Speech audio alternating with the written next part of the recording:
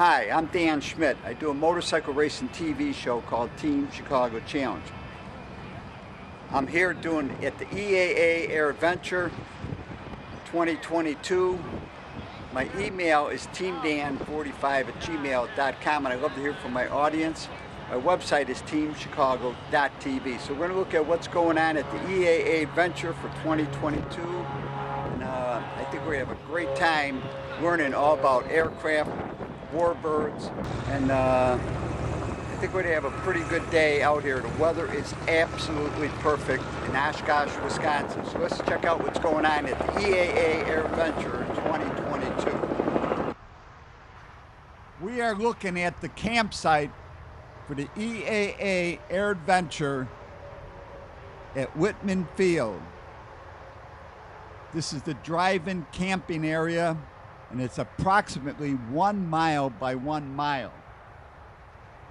In 2019, the last statistics before COVID, over 12,300 campsites with aircraft and drive-in camping were used, and an estimated 40,000 people camped at the EAA AirVenture. We are now looking at the front gate of Whitman Field. You can see the propeller mock engines on either side of the front gate. And let me tell you about the EAA, the Experimental Aircraft Association. As we see the display area for new aircraft, the EAA is an international community with more than 240,000 members.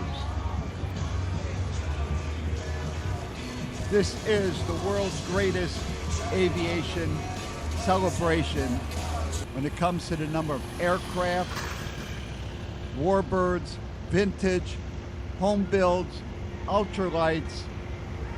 As we see this airplane taxiing, I should point out that over 5,500 volunteers contribute 250,000 hours during this week at Whitman Field in Oshkosh, Wisconsin. Commercial exhibitors was 863 in 2019, with 851 media representatives, including me. We are now at Fighter Town, and I have a great opportunity to look at some great vintage WarBirds. In the distance, it looks like they are towing a Messerschmitt, a German aircraft, into the Fighter Town area. As I scan Fighter Town, I spot 4 Vogue F4U Corsairs.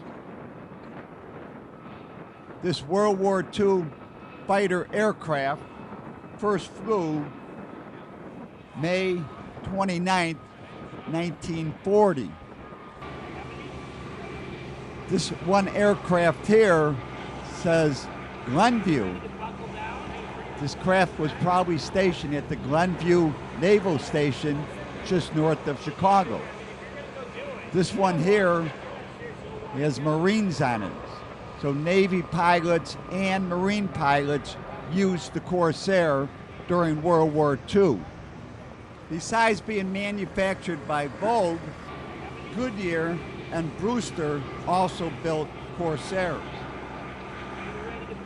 Total number 12,571 aircraft were built. The Corsair has seen service in the Pacific Theater and the European Theater. It was also flown by the Royal Navy and the New Zealand Air Force. We're now looking at a line of P-51 Mustangs, another popular and well-preserved American-built aircraft.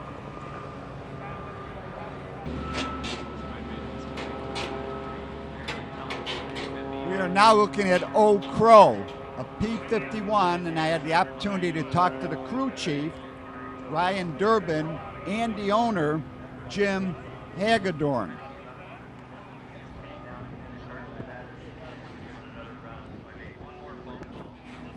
I'm Ryan Durbin. I'm the crew chief on the Old Crow P-51D. We acquired this airplane from Jack Roush back in 2006 and been operating ever since then. We've got the Packard-built Rolls-Royce Merlin in it. Where's the plane kept? Gotcha. Airplane is based in Columbus, Ohio, and we bring it up to Oshkosh every year, do a bunch of flying in the morning with a group of Mustangs. So what's your responsibility as a crew chief? What do you have to take care of? I mean, do you do the mechanics or? Yeah, so as a crew chief, I do the maintenance on the aircraft. We send this up to Roush Aviation for our annuals and any big heavy engine work that we have done on it.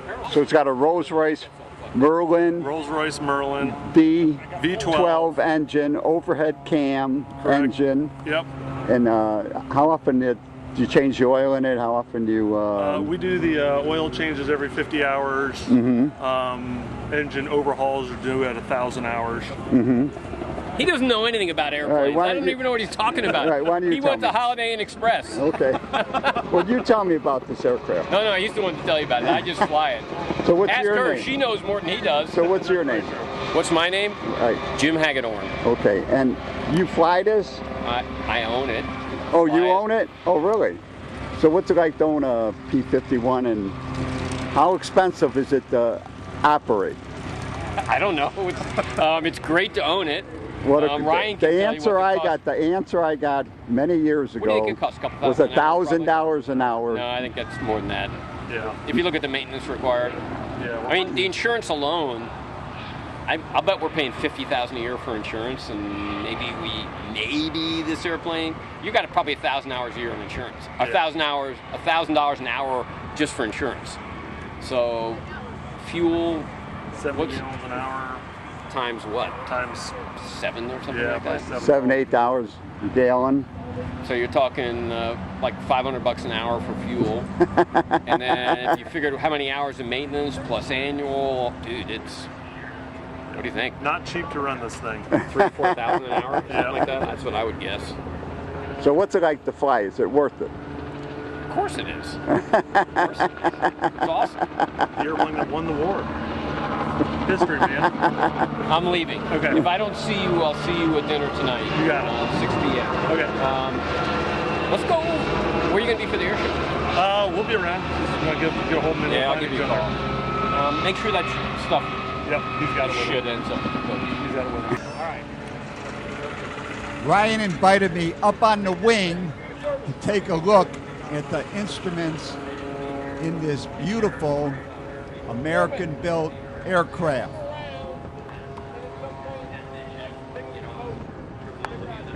You got it. So is this the same Roush that with the racing? Yeah, Same guy, racing. right? You got it. Was this always a two-seater? No, it was converted to a two-seater. Right. So what are these things selling for now? I think you'd be hard pressed to get one much less than $2 million. $2 million, yeah. Oh, that's great. And then when you're ready to get down, I'll show you. Okay.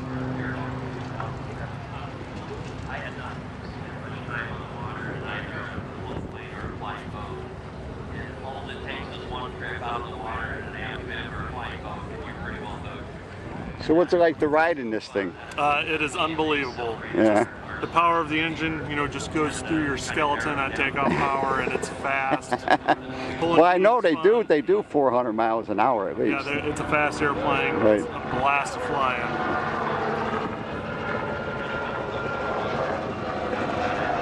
in. Thank you, Ryan and Jim. I should point out that their engine was a Packard built. The Packard Automobile Company, Rolls-Royce Merlin design. Packard built these engines under license with Rolls-Royce.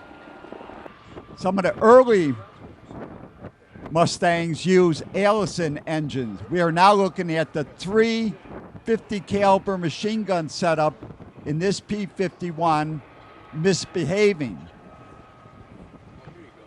You see that the shells were stored in the wing, delivering bullets to the 350 caliber machine guns. 6 machine guns on the P-51. We are now looking at Old Snort. This is a Soviet-built fighter aircraft. It's a Yak 9UM, the latest version. Starting in 1942, 16,769 of these fighter aircraft were built. Various models, various improvements over the years. This water-cooled fighter aircraft was used by the Soviet Air Force, the North Korean Air Force, the Polish Air Force, and the Yugoslav Air Force.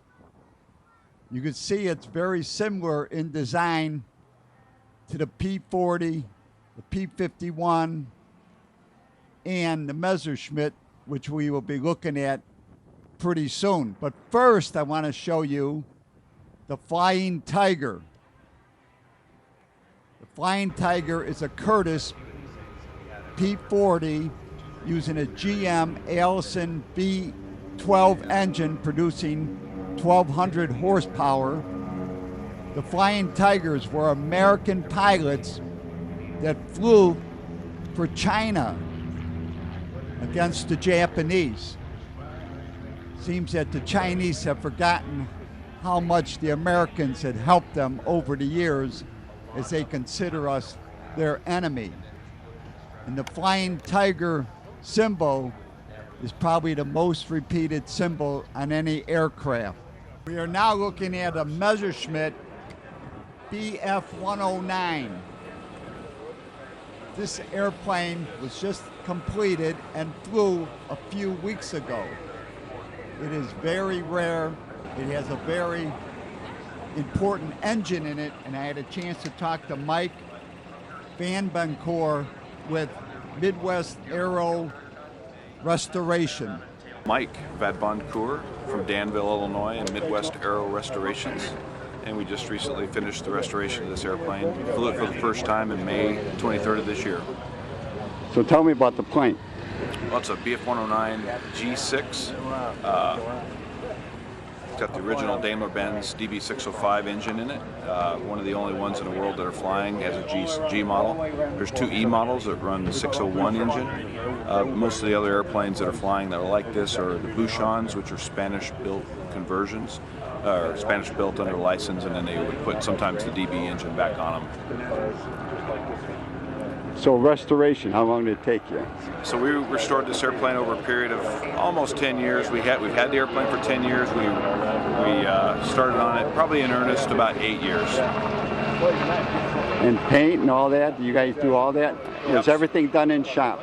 Okay, so the fuselage we sent back to Munich, Germany. There's a couple of gentlemen over there that are specialized and can build the fuselage. They've got all tooling and fixtures. So they took care of that. They sent it back to us as a shell. We assembled it, put all the systems in it. We did all the painting. We did the wings here. We subcontracted some other parts like the cowling out overseas. Everything's pretty much done overseas. We've had some stuff done here in the States, but yeah, we did all the paint work at our facility. We've tried to do as much as possible. All right, tell me a little bit about the engine. So it's a DB605, very rare engine, supercharged engine. It's an inverted V12, and so the cylinders are down underneath the engine. And the crankcase is on top of the engine? Yes. Yep. And what's the advantage there? You know, I'm not sure exactly why the Germans, they built a lot of engines that way, inverted. And, of course, the big inlet on the side of the airplane is the supercharger inlet, which is functional and it has to be operational as well. So, and then the big scoop on the bottom is the oil cooler, and then underneath the wing is the radiator section for cooling the liquid cooled. It's a liquid cooled engine as well. So how about who flew it? I mean, is it hard to fly, or is it basically the same? It's a challenging airplane, for sure. So we took a lot of special precautions when the owner was, and we had a test pilot command, Steve Hinton from California, did the first flight on it. So yeah, it has its own set of characteristics that make it challenging to fly, but you know, if it's managed properly, it so far has been fine. Okay, name of the company again? Midwest Aero Restorations in Danville, Illinois. You got a website? We do. It's not up to date. We're most popular on Facebook. We have a good Facebook presence. And what is it, Facebook?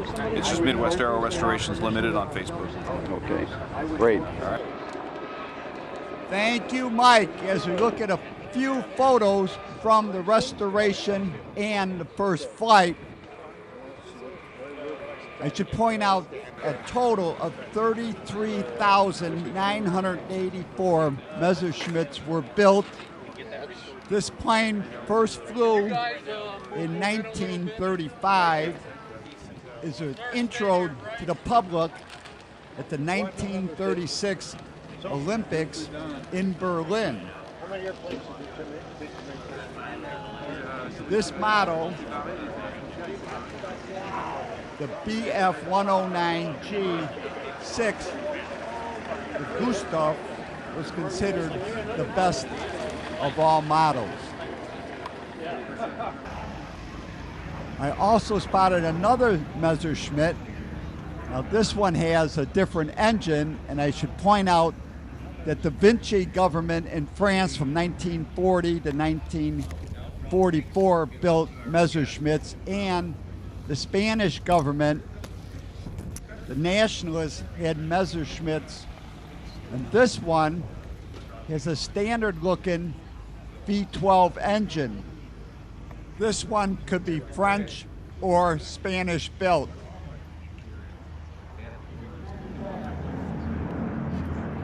And now we're going to look at a flyover honoring all 6 branches of the United States military, and I'm going to add some music.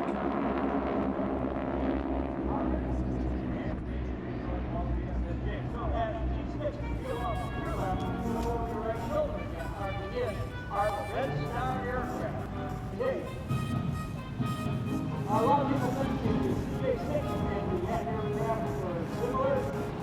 Not so. Very much different design from cars. The G-6 has a different design.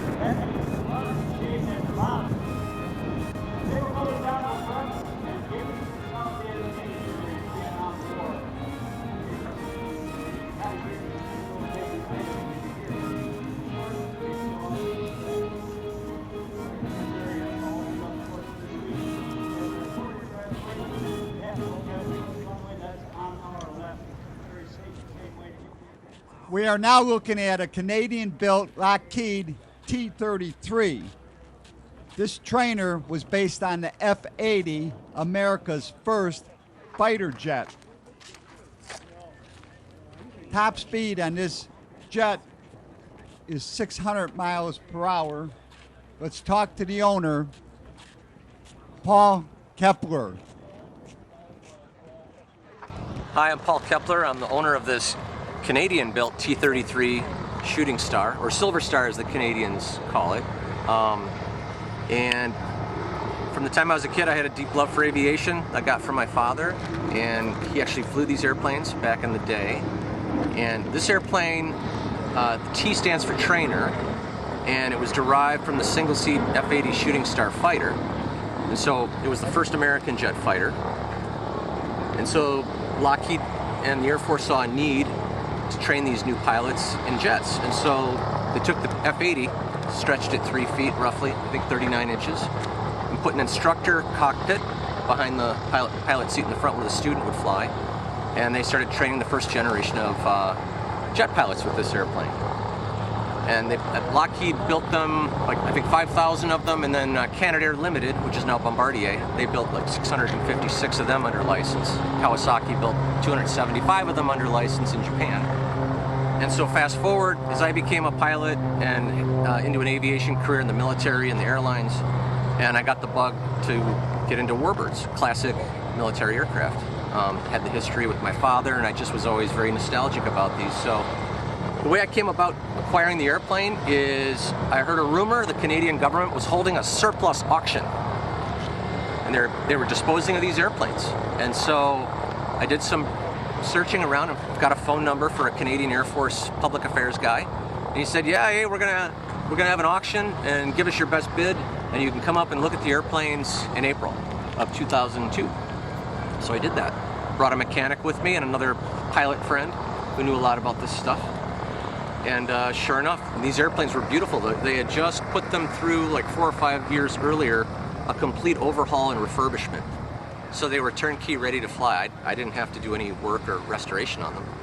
And so we combed through the records of about 17 airplanes and figured on probably the top 4 or 5 choices, and I got my first choice. I just made a sealed bid. It was like for the price of a new car. But buying it's the cheap part. The airplane burns about 5 gallons a minute, 300 gallons an hour. So, did I mention that buying it's the cheap part? Yeah. But really simple to operate compared to the old prop airplanes. I mean, a jet's like turning on a ceiling fan, turning it off. But you have to abide by the numbers, the speeds, the RPM, the engine temperature. Abide by those numbers and watch your fuel because it's going fast. So with my military background, it was a pretty easy transition to learn how to fly it.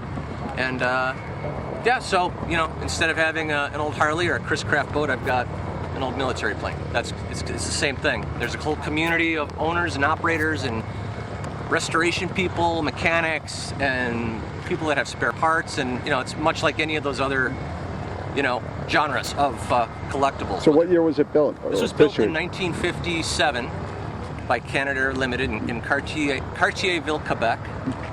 And then the Canadian Air Force disposed of it in 2002. That's when I bought it, and I've had it ever since. I ferried it home and got it licensed as a U.S. civilian airplane. And how often you get to fly it? Oh, living in Wisconsin, spring, summer, and fall, I try to fly it as often as I can, and then winter time we kind of allocate that for planned maintenance, scheduled inspections, and that sort of thing. So, yeah, I might put 30 or 40 flight hours on it a year, but my average flights are 30 to 40 minutes, so it's a fair number of actual flights, even though the duration's short.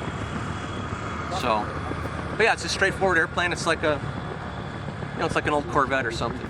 It's in some ways, engineering-wise and technology-wise, it's sort of primitive, but it works great. And these were clever guys that designed these things.